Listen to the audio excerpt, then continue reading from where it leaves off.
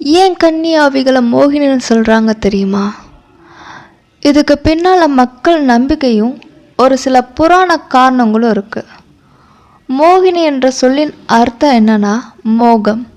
மோகம் அப்படின்னா ஈர்ப்பு மற்றும் கவர்ச்சி. அதிலிருந்து வந்த சொல் தான் மோகினி. ஆண்களை கவரும் அழகும் மர்மமும் கொண்ட பெண் வடிவம் என்பதே அடிப்படை அர்த்தம். கன்னி ஆவிகள் மற்றும் மக்கள் நம்பிக்கை.